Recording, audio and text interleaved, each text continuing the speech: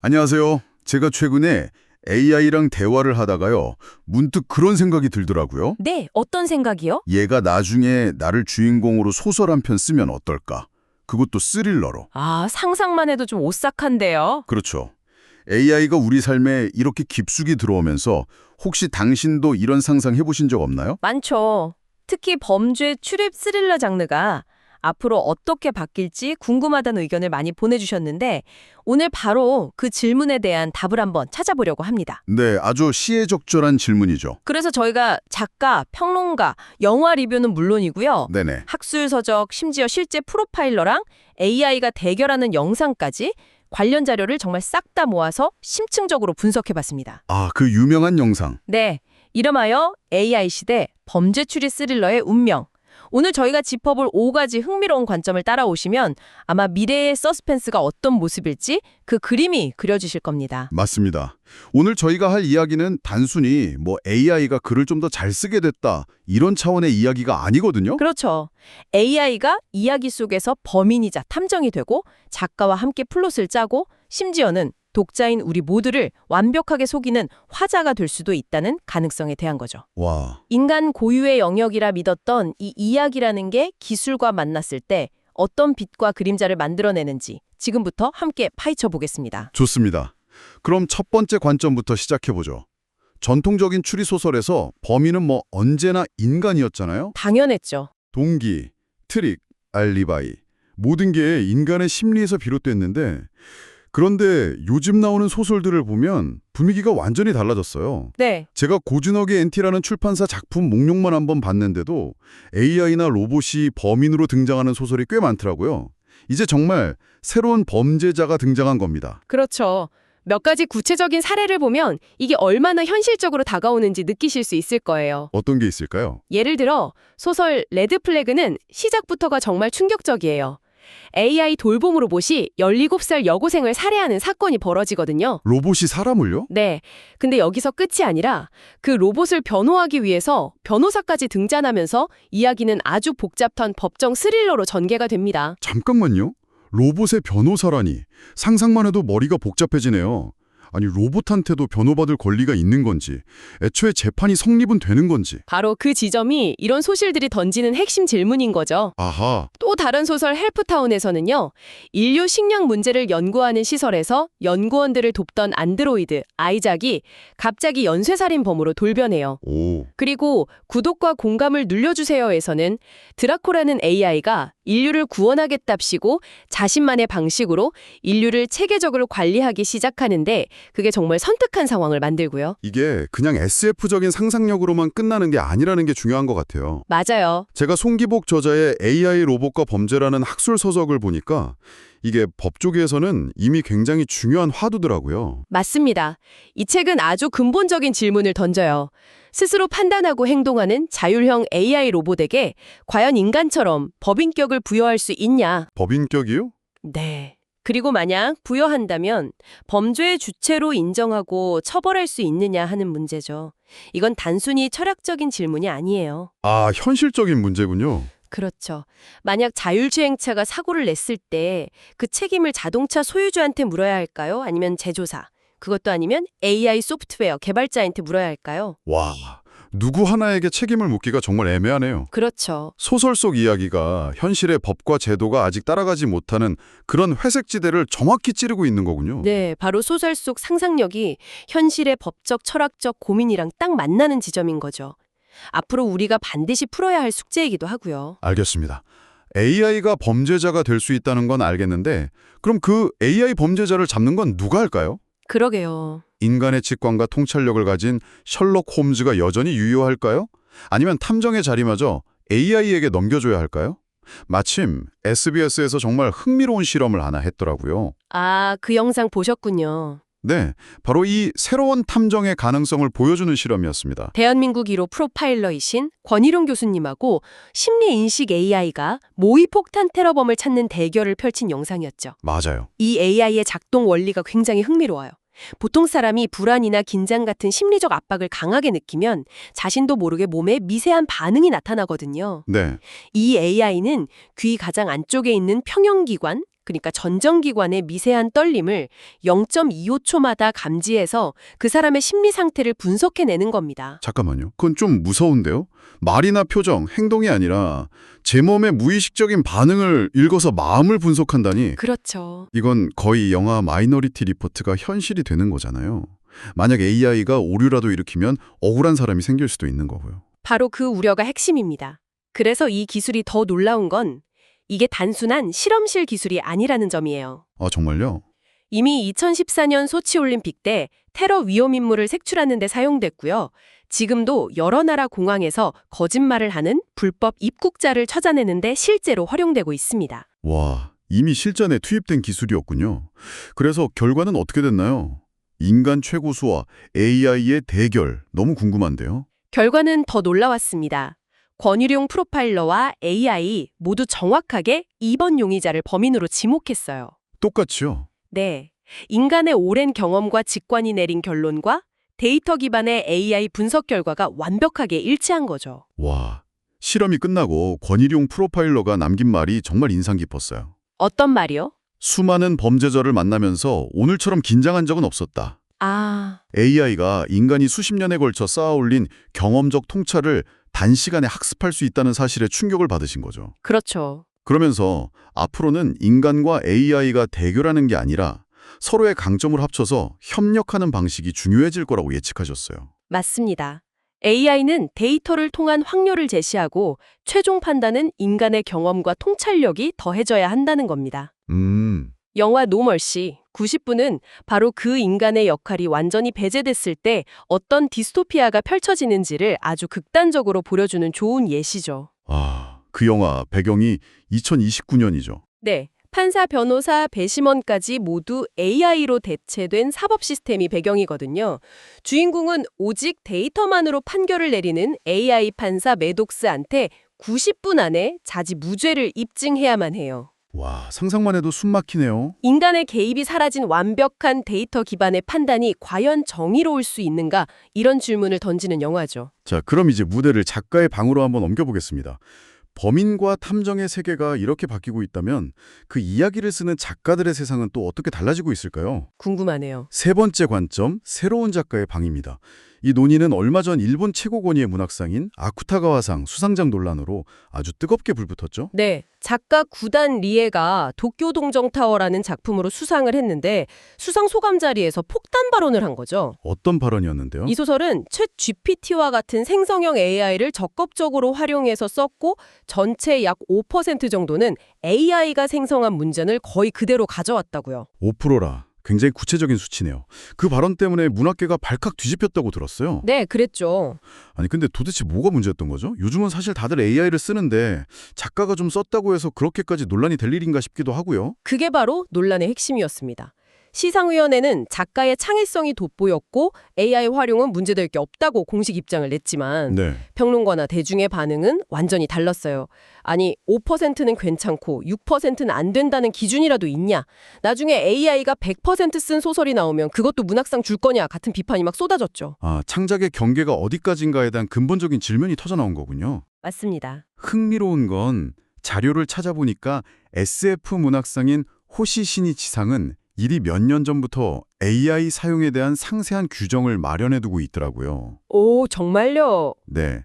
아무래도 AI라는 소재에 더 익숙한 장르 문학계가 이런 윤리적 문제에 대해서도 더 빨리 고민을 시작했던 것 같아요. 맞습니다. 이제는 AI를 쓰느냐 마느냐의 문제가 아니라 어떻게 쓸 것인가라는 방법론의 문제로 넘어가고 있다는 아주 분명한 신호죠. 네. 이 지점에서 청강문화산업대학교의 자료에 소개된 김태곤 만화가의 접근법이 굉장히 인상적입니다. 아, 그분은 뭐라고 하시던가요? 그는 지금의 AI 기술을 1920년대 추금기 기술에 비유해요. 추금기요? 네. 당시 사람들은 추금기에서 나오는 소리가 실제 연주랑 구분이 안 간다고 막 호들갑을 떨었지만 지금 우리가 보면 좀 우스운 이야기잖아요. AI도 마찬가지라는 거죠. 아, 도구로서 적극적으로 활용해야 한다는 입장이군요. 그렇죠. 실제로 김태곤 작가는 AI를 만화 제작 과정에 굉장히 깊숙이 끌어들여서 쓰고 있더라고요. 예를 들면요? AI 트레인 클로드랑 대화하면서 스토리 구조를 짜고 미드저니로 상상 속 캐릭터의 이미지를 구체화하고 스테이블 디퓨전으로 필요한 배경이나 소품 작화를 하는 식으로요. 와, 거의 공동작업자 수준이네요. 네, 그 과정을 통해 그는 작가의 역할이 근본적으로 변하고 있다고 말합니다.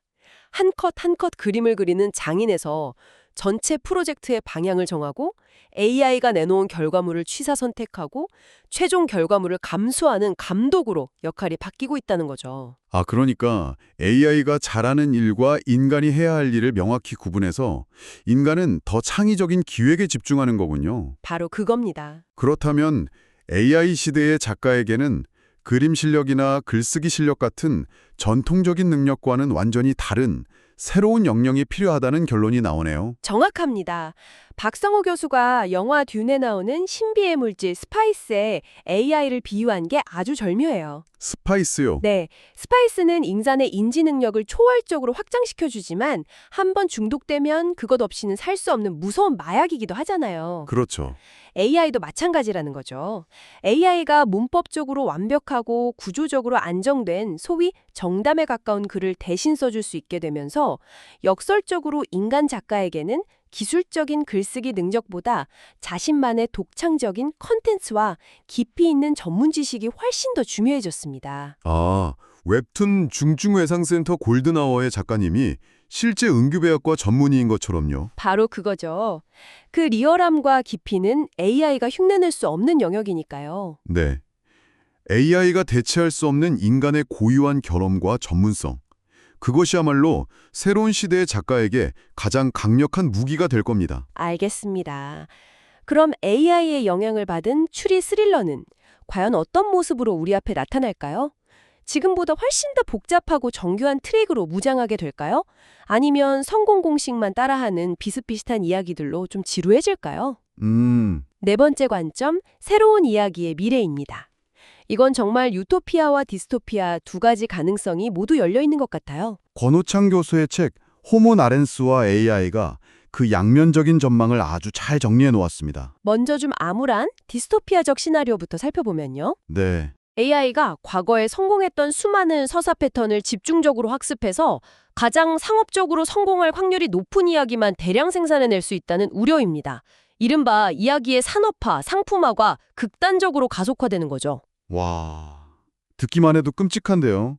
인간의 상상력이 AI가 생성해주는 몇 가지 성공 패턴 안에 갇혀버리는 거잖아요. 네, 결국 모든 이야기가 비슷해지고 획일화될 우려가 있겠네요. 충분히 가능한 시나리오네요. 하지만 반대로 아주 유토피아적인 가능성도 존재합니다. 바로 창작의 민주화죠. 창작의 민주화요. 네, 전문적인 글쓰기 훈련을 받지 않은 평범한 사람들도 AI의 도움을 받아서 머릿속에만 있던 자신만의 이야기를 아주 효과적으로 표현할 수 있게 되는 겁니다. 아, 인간의 맥락적 이해 능력과 AI의 방대한 패턴 인식 능력이 시너지를 일으키면 어쩌면 우리가 지금껏 상상조차 하지 못했던 완전히 새로운 형식의 서사가 탄생할 수도 있습니다. 이 지점에서 아까 이야기했던 김태곤 만화가의 예측이 다시 떠오르네요.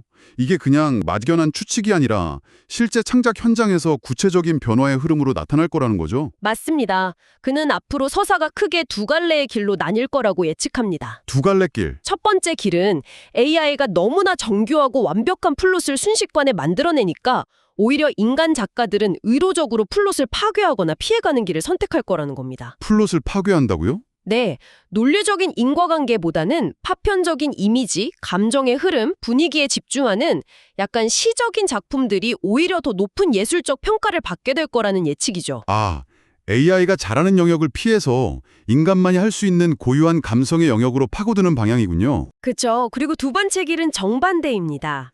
정반대요? AI라는 강력한 도구를 적극적으로 활용해서 인간 작가 혼자서는 도저히 상상하고 설계할 수 없었던 극도로 치밀하고 복잡한 다중 플롯을 가진 작품들이 등장하는 겁니다. 와, 플롯이라면 적어도 이 정도는 정교해야지 하는 독자들의 눈높이 자체가 완전히 상향 평준화될 거라는 거죠. 와, 정말 흥미로운 예측이네요.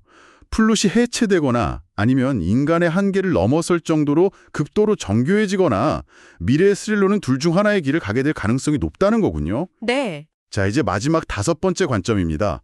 저는 개인적으로 자료를 보면서 이 부분이 가장 소름 돋았는데요. 어떤 부분이죠? AI의 가장 큰 기술적 결함이 역설적으로 추리 스릴러 장르에서는 가장 강력한 무기가 될 수 있다는 이야기입니다. 아, 바로 새로운 반전의 탄생에 대한 이야기죠. 네, 바로 AI의 환각, 그러니까 할루시네이션 현상에 대한 이야기입니다. 맞아요. 아시다시피 환각 현상은 AI가 사실이 아닌 정보를 아주 그럴듯하게 사실인 것처럼 꾸며서 대답하는 치명적인 오류잖아요. 네, 문제죠. 기술적으로는 반드시 해결해야 할 문제지만 권오창 교수는 이 현상을 아주 도발적인 서사적 관점으로 재해석합니다. 기술적 오류를 서사적으로 재해석한다니 그게 어떻게 가능하죠? 이 환각 현상이 놀랍게도 인간의 뇌가 작동하는 방식과 아주 유사하다는 겁니다. 뇌랑요? 네, 신경과학자 마이클 가자니가가 발견한 좌뇌 해석기라는 개념이 있어요. 인간의 뇌는 정보가 부족하거나 논리적 공백이 생겼을 때 어떻게든 그 빈틈을 메우기 위해 그럴듯한 이야기를 자기도 모르게 지어내는 경향이 있다는 거죠. 아하. 즉, AI의 환각은 단순한 기계적 오류가 아니라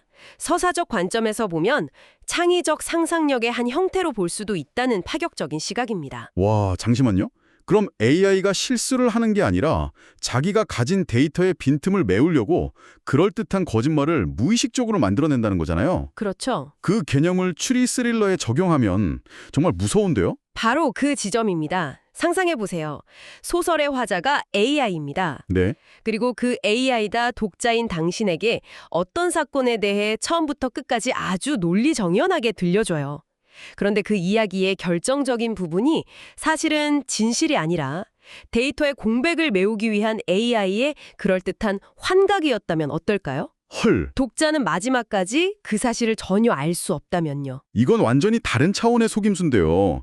기존에 믿을 수 없는 화자는 보통 인간적인 욕망이나 정신적인 문제 때문에 독자를 속이잖아요. 맞아요. 그런데 이 AI 화자는 어떤 악의도 없이 그저 논리적 완결성을 추구하기 위해 스스로 완벽한 거짓 이야기를 창조해내는 거군요. 그렇죠.